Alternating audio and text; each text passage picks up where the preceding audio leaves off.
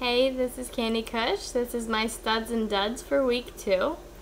Fantasy football was off to a wonderfully brilliant success in the first week of this 2011 season. So many surprises, expectations, questions finally answered after months of covering the lockout. But just like a head coach in the NFL, I'm on to the next one. Looking ahead to the next week, I'm going to give you my studs and duds, 5 to start and 5 to bench, as well as some last-minute injury analysis. You can also expect to see a new posting early Sunday morning before game time with my breaking news on last-minute active or inactive players. But first, my fantasy football projections. The studs and duds, 5 I think you should start and bench for this week. My first is Cedric Benson, the Bengals versus the Broncos. Don't worry about his off-the-field issues or jail time. Benson will get the ball 20 to 30 times in an offense designed to run the ball and protect their young quarterback Dalton. Denver has too many injuries shuffling on the defensive line, injuries, and a downright sloppy mess as a team. My projections would be 28 carries, 138 yards, 2 receptions, 10 yards, 2 total touchdowns. The second is Phillip Rivers, Chargers versus the Patriots. This game is going to be an offensive masterpiece between Rivers and Tom Brady. New England is stout on the defensive line, but in coverage they are suspect. I do expect Bill Belichick to improve that area for this game, but Rivers is one of the best.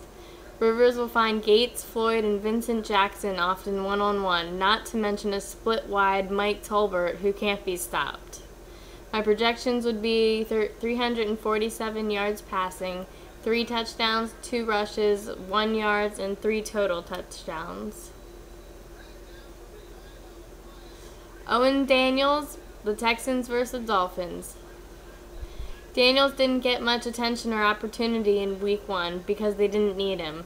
Miami will shadow 2 over onto Andre Johnson all day long, so look for Daniels to be open deep in the middle of the field. Miami's linebackers can't keep up with him.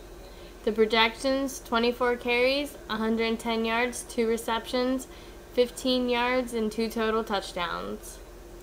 4 is Tim Hightower, the Redskins versus the Cardinals. Hightower has proven to coach Mike Shanahan he can do it all right and hold on to the football for now. Last back that did for Shanny, Terrell Davis. Portis too, but not familiar to Hightower. Hightower runs often and hard since he's only playing the team which traded him weeks ago. He's got something to show all his old friends, fans, teammates, and the owner. The projections would be 27 carries, 127 yards, 4 catches, 28 yards, and 2 total touchdowns. 5 is Peyton Hillis, the Browns versus the Colts. I like Hillis to rebound this week after being shut down by the Bengals last week. Cleveland wants to pound the rock, and Hillis is one of few running backs in the NFL who gets 20-plus carries a week. Against the Colts, Hillis should have a nice day gashing their soft run defense. My projections would be 24 carries, 110 yards, 2 receptions, 15 yards, and 2 total touchdowns. The duds. These are 5 players I don't suggest starting this week in fantasy football. The first is Maurice Jones-Drew, the Jaguars versus the Jets.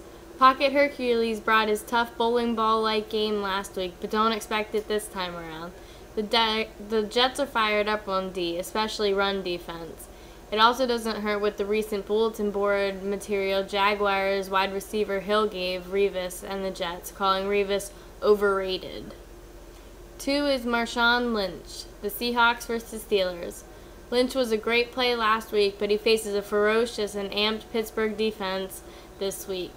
Blitzburg, yes, I know what they are nicknamed. It's not happy after being trampled by division rival the Baltimore Ravens last week.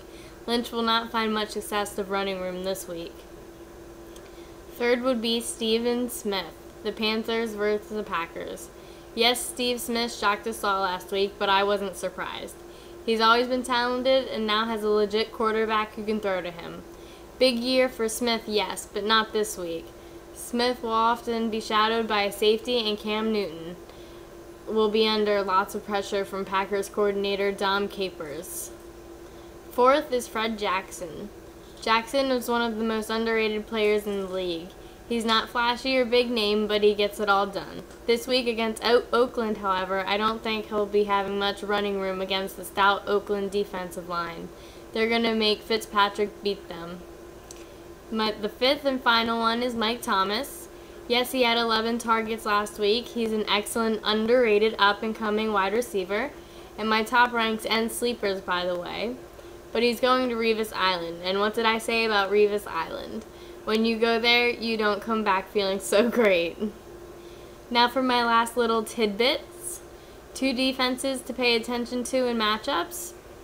Besides the given powerhouse defense of, say, the Steelers and the run defense, where was it in week 1, though? These 2 snippets serve as underdog matchups.